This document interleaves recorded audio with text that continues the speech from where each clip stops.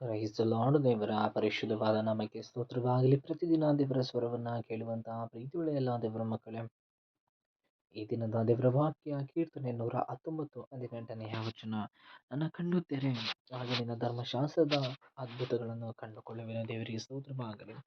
ಹೌದು, ಈ ದಿನದ ದೇವರ ವಾಕ್ಯ ಇದಾಗಿದೆ. ನನ್ನ ಕಣ್ಣನ್ನ ತೆರೆ, ನಿನ್ನ ಮಹಿಮೆಯನ್ನ ನಾನು ಕಂಡುಕೊಳ್ಳುವನಾಗಿದ್ದೀನಿ ಎಂಬುದಾಗಿ. ಹೌದು ಪ್ರೀತಿಯುಳ್ಳ ದೇವರ ಮಕ್ಕಳೇ, ಇಲ್ಲಿ ಕಣ್ಣಿನ ಕುರಿತಾಗಿ ಸತ್ಯವೇದದ ಕೀರ್ತನೆಯಲ್ಲಿ ನಾವು ಓದಲಿಕ್ಕೆ ಸಾಧ್ಯವಾಗ್ತಾ ಇದೆ. ಸತ್ಯವೇದದಲ್ಲಿ ಏನ್ ನೋಡ್ತೇವೆ, ಇಲ್ಲಿ ಭಕ್ತನು ತನ್ನ ಶಾರೀರಿಕವಾದ ಕಣ್ಣಿನ ಕುರಿತಾಗಿ ತಾನು ಮಾತನಾಡ್ತಾ ಇಲ್ಲ.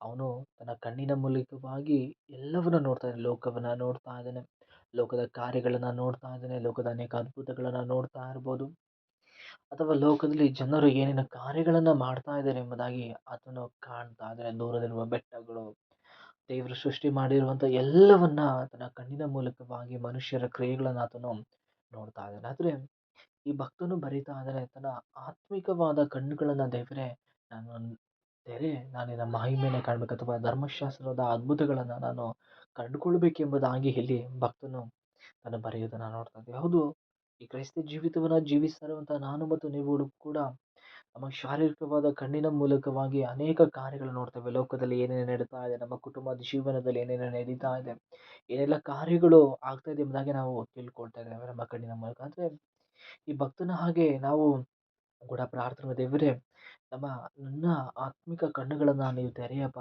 ನಾನು ಕೂಡ ಈ ಭಕ್ತನ ಹಾಗೆ ನಿನ್ನ ಮಹಿಮೆಯನ್ನ, ಧರ್ಮಶಾಸ್ತ್ರದ ಕಾರ್ಯಗಳನ್ನ, ಕ್ರಿಯೆಗಳನ್ನ, ಆ ಅದ್ಭುತಗಳನ್ನ ಕಾಣ್ಬೇಕೆಂಬುದಾಗಿ ನಾವು ಕೂಡ ಪ್ರಾರ್ಥನೆ ಮಾಡಬೇಕಾಗಿದೆ.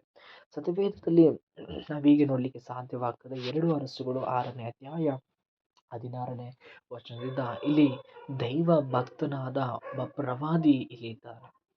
ಇವನ ಕುರಿತಾಗಿ ಅರಮ್ಯರ ಸೈನ್ಯದವರು ಇವನನ್ನ ಸಾಯಿಸಬೇಕು, ಇವನನ್ನ ಕೊಲ್ಲಬೇಕೆಂಬುದಾಗಿ, ಇವನು ನಮ್ಮ ಕುರಿತಾಗಿ ಎಲ್ಲವನ್ನ ತಿಳಿದಿದ್ದಾನೆ, ಇವನು ನಮ್ಮನ್ನ ದಾರಿ ತಪ್ಪಿಸಿದ್ದಾನೆ ಎಂಬುದಾಗಿ ವಿಷಯವನ್ನ ತಿಳಿದಂತಹ ಈ ಸೈನ್ಯವು ರಥರಥಾಶ್ವ ಸಹಿತವಾಗಿ ಇವನನ್ನ ಸಾಯಿಸಬೇಕೆಂಬುದಾಗಿ ಅನೇಕ ಜನಗಳು, ಯುದ್ಧ ವೀರರು, ಸೈನ್ಯದವರು, ಬಲದಲ್ಲಿ ಇರುವವರು, ಶಕ್ತಿವಂತರು ಪ್ರತಿಯೊಬ್ಬರು ಕೂಡ ಅವನನ್ನ ಮುದ್ದೆ ಹಾಕೊಂಡಿದ್ದಾರೆ. ಅವನು ಮಲ್ಕೊಂಡಿದ್ದ ಸ್ಥಳದ ಸುತ್ತಲೂ ಕೂಡ ಅನೇಕ ಸೈನ್ಯ ಬಂದು ನಿಂತಿದೆ. ಆದ್ರೆ ಈ ಎಲೀಷನಿಗೆ ಭಯವಿಲ್ಲ. ಎಲೀಷನಿಗೆ ಯಾವ ತೊಂದರೆ ಇಲ್ಲ, ಯಾಕಂದ್ರೆ ದೇವರ ಮಹಿಮೆಯನ್ನ ಕಂಡಂತ ಭಕ್ತನು ಎಲೀಷನ ಆಗಿದ್ದಾನೆ. ಆದ್ರೆ ಅವನ ಜೊತೆಗಿದ್ದ ಒಬ್ಬ ಸೇವಕ ರಾತ್ರಿ ಮಲಗಿ ಬೆಳಿಗ್ಗೆ ಎದ್ದು ಆ ಗುಡಾರದಿಂದ ತಾನು ಹೊರಗೆ ಬಂದ ನಂತರವಾಗಿ ಆ ಗುಡಾರದ ಸುತ್ತ ಅಥವಾ ಗಾಡಿನ ಸುತ್ತ ನಿಂತಿರುವಂತ ಸೈನ್ಯವನ್ನ ನೋಡಿ ಭಯ ಪಡ್ತಾರೆ. ಅಯ್ಯೋ, ಅರಸನನ್ನ ಅಥವಾ ಏನು ಮಾಡ್ತಾರೆ ಎಂಬ ಭಯದಲ್ಲಿ ಎಲೀಷನ ಹತ್ರ ಓಡಿ ಹೋಗಿ ಅವನು ಹೇಳ್ತಾ ಇದ್ದಾನೆ 26ನೇ ವಚನದಲ್ಲಿ, ಆಗ ಎಲೀಷನು ಅವನಿಗೆ, ಹೆದರಬೇಡ, ಅವರ ಕಡೆಯಲ್ಲಿರುವವರಿಗಿಂತಲೂ ನಮ್ಮ ಕಡೆ ಎಲ್ಲಿರುವವರು ಹೆಚ್ಚಾಗಿದ್ದಾರೆ ಎಂದು ಹೇಳಿ, ಯೆಹೋವನೇ ಇವನು ನೋಡುವಂತೆ ಇವನ ಕಣ್ಣುಗಳನ್ನ ತೆರೆ ಎಂದು ಪ್ರಾರ್ಥಿಸಲು ಯೆಹೋವನು ಅವನ ಕಣ್ಣುಗಳನ್ನು ತೆರೆದನು. ಆಗ ಎಲೀಷನ ರಕ್ಷಣೆಗಾಗಿ ಸುತ್ತಣ ಗುಡ್ಡಗಳಲ್ಲಿ ಬಂದು ನಿಂತಿದ್ದ ಅಗ್ನಿಮಯವಾದ ರಥರಥಾಶ್ವಗಳು ಸೇವಕನಿಗೆ ಕಂಡವು. ದೇವರಿಗೆ ಸ್ತೋತ್ರವಾಗಲಿ.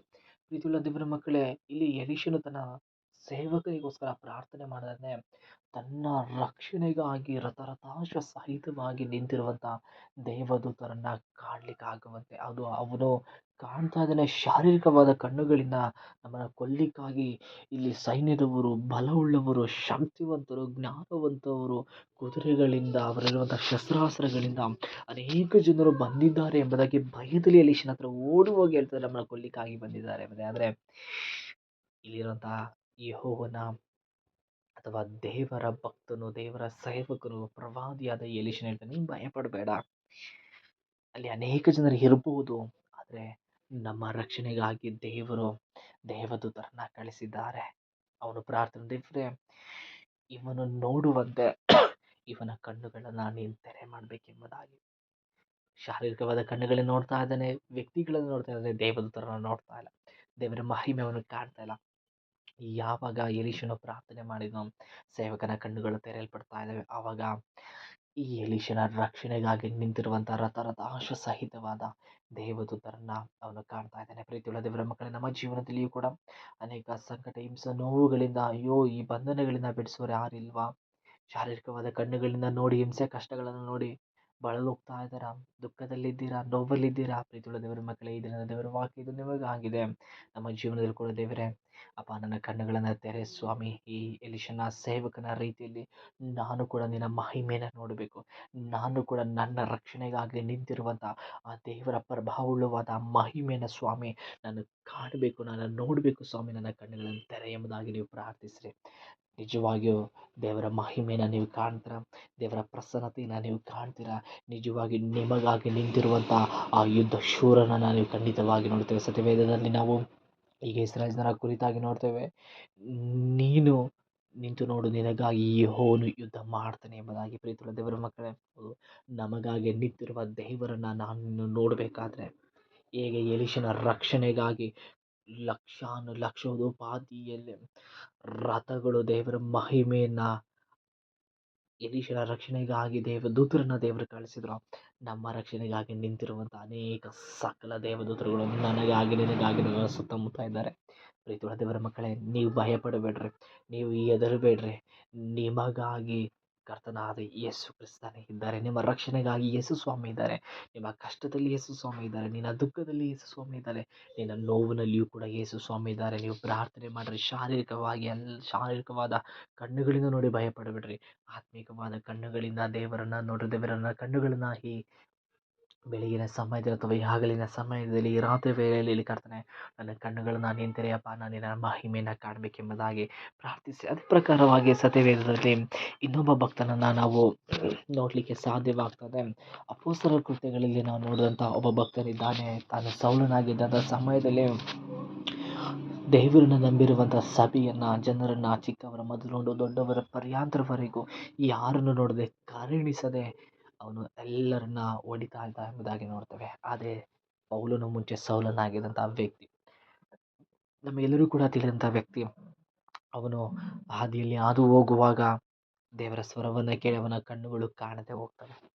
ಅದ ನಂತರವಾಗಿ 3 ದಿನಗಳ ಕಾಲ ಈ ಭಕ್ತನಿಗೆ ಅಥವಾ ಈ ಸೌಲನಿಗೆ ಕಣ್ಣು ಕಾಣದೆ ಹೋಗ್ತದೆ. ಈ ಕಣ್ಣು ಕಾಣದ ನಿಮಿತ್ತವಾಗಿ 3 ದಿನಗಳ ಕಾಲ ಅನನೀಯ ಮನೆಯಲ್ಲಿ ಅವನು ಇದ್ದು ಊಟ ಮಾಡ್ತಾ ಇಲ್ಲ, ನೀರನ್ನು ಕುಡಿತಾ ಇಲ್ಲ. ದೇವರಿಗೆ ಸ್ತೋತ್ರವಾಗಲಿ. ಅಪೊಸ್ತಲರ ಕೃತ್ಯಗಳಲ್ಲಿ 9ನೇ ಅಧ್ಯಾಯದಲ್ಲಿ ನಾವು ಹೀಗೆ ನೋಡಲಿಕ್ಕೆ ಸಾಧ್ಯವಾಗ್ತದೆ. 17ನೇ ವಚನದಿಂದ, ಆಗ ಅನನೀಯನು ಹೊರಟು ಆ ಮನೆಯೊಳಗೆ ಹೋಗಿ ಅವನ ಮೇಲೆ ತನ್ನ ಕೈಗಳನ್ನಿಟ್ಟು, ಸಹೋದರನಾದ ಸೌಲನೇ, ನೀನು ಬಂದ ದಾರಿಯಲ್ಲಿ ನಿನಗೆ ಕಾಣಿಸಿಕೊಂಡ ಕರ್ತನಾದ ಯೇಸು ನಿನಗೆ ಕಣ್ಣು ಕಾಣುವಂತೆಯೇ ನೀನು ಪವಿತ್ರಾತ್ಮ ಭರಿತನಾಗುವಂತೆಯೋ ನನ್ನನ್ನು ನಿನ್ನ ಬಳಿಗೆ ಕಳಿಸಿದ್ದಾನೆ ಎಂದು ಹೇಳಿದನು. ಕೂಡಲೇ ಅವನ ಕಣ್ಣುಗಳಿಂದ ಪರೆಗಳಂತೆ ಏನೋ ಬಿದ್ದು ಅವನ ಕಣ್ಣು ಕಾಣಿಸಿದವು. ಅವನು ಎದ್ದು ದೀಕ್ಷಾಸ್ನಾನ ಮಾಡಿಸಿಕೊಂಡನು. ತರುವಾಯ ಊಟ ಮಾಡಿ ಬಲ ಹೊಂದಿದನು. ದೇವರಿಗೆ ಸ್ತೋತ್ರವಾಗಿ. ನೋಡ್ರಿ, ಸೌಲನು ಕೂಡ ಒಂದು ಸಮಯದಲ್ಲಿ ವಿರುದ್ಧವಾಗಿದ್ದಂಥ ವ್ಯಕ್ತಿ. 3 ದಿನಗಳ ಕಾಲ ಊಟ ನೀರು ಏನು ಕುಡಿಯದೆ ಅನನೀಯನು ಪ್ರಾರ್ಥನೆ ಮಾಡ್ತಾ ಇದ್ದಾನೆ. ನಿನಗೆ ಕಣ್ಣು ಕಾಣುವಂತೆ, ನೀನು ಪವಿತ್ರಾತ್ಮ ಭರಿತನಾಗುವಂತೆ ನನ್ನನ್ನು ನಿನ್ನ ಬಳಿಗೆ ಕಳಿಸಿದ್ದಾನೆ ಎಂಬುದಾಗಿ. ಪ್ರೀತಿಯುಳ್ಳ ದೇವರ ಮಕ್ಕಳೇ, ಹೌದು, ಆವಾಗ ಅವನು ಎದ್ದು ಅವನಿಗೆ ಕಣ್ಣು ಕಾಣಿಸ್ತಾ ಇದೆ. ತಕ್ಷಣ ದೀಕ್ಷಾಸ್ನಾನ ಮಾಡಿಸಿಕೊಂಡು ಊಟ ಮಾಡಿ ಬಲವಂತ ಇದ್ದಾನೆ. ಪ್ರೀತಿಯುಳ್ಳ ದೇವರ ಮಕ್ಕಳೇ, ಹೌದು, ಯಾವಾಗ ನಾವು ನಮ್ಮ ಕಣ್ಣುಗಳು ಕಾಣಲ್ಪಡ್ತದೋ, ಯಾವಾಗ ಆತ್ಮಿಕವಾದ ಕಣ್ಣುಗಳಿಂದ ಎಲ್ಲವನ್ನ ನೋಡಲಿಕ್ಕೆ ನಾವು ಪ್ರಾರಂಭ ಮಾಡ್ತೇವೆ ಪ್ರೀತಿಯುಳ್ಳ ದೇವರ ಮಕ್ಕಳೇ, ಆಗ ನಾವು ದೇವರ ಮಹಿಮೆಯನ್ನು ಕಾಣುವಂಥರಾಗಿರ್ತೇವೆ. ಅದಕ್ಕೆ ಭಕ್ತನು ಈಗ ಹೇಳ್ತಾ ಇದ್ದಾನೆ, ಕೀರ್ತನೆಗಾರನು, ನನ್ನ ಕಣ್ಣುಗಳನ್ನು ತೆರೆ, ಆಗ ನಿನ್ನ ಧರ್ಮಶಾಸ್ತ್ರದ ಮಹತ್ತನ್ನು ನಾನು ಕಂಡುಕೊಳ್ತೇನೆ ಎಂಬುದಾಗಿ. ಹೌದು, ನಮ್ಮ ಯಾವಾಗ ಆತ್ಮಿಕವಾದ ಕಣ್ಣುಗಳು ತೆರೆಯಲ್ಪಡ್ತವೋ ಆಗ ಮಾತ್ರವೇ ದೇವರ ಮಹಿಮೆ ಎಂಥದ್ದು, ದೇವರ ಪ್ರಸನ್ನತೆ ಎಂಥದ್ದು, ದೇವರು ಯಾರು, ದೇವರು ನಮ್ಮ ಸುತ್ತ ಏನಾಗಿದ್ದಾರೆ, ನಮ್ಮ ಜೊತೆ ಏನಾಗಿದ್ದಾರೆ ಎಂಬುದಾಗಿ ತಿಳ್ಕೊಳ್ಳಿಕ್ಕೆ ಸಾಧ್ಯವಾಗ್ತದೆ. ಆದ್ದರಿಂದ ನೀವು ಪ್ರಾರ್ಥನೆ ಮಾಡಿ, ದೇವರ ನನ್ನ ಕಣ್ಣುಗಳನ್ನು ನೀವು ತೆರೆಯಿರಿ ಎಂಬುದಾಗಿ. ದೇವರಿಗೆ ಸ್ತೋತ್ರವಾಗಲಿ. ದೇವರು ಈ ವಾಕ್ಯದ ಮೂಲಕವಾಗಿ ನಮ್ಮೆಲ್ಲರನ್ನ ಆಶೀರ್ವಾದ ಮಾಡಲಿ. ಆಮೇನ್.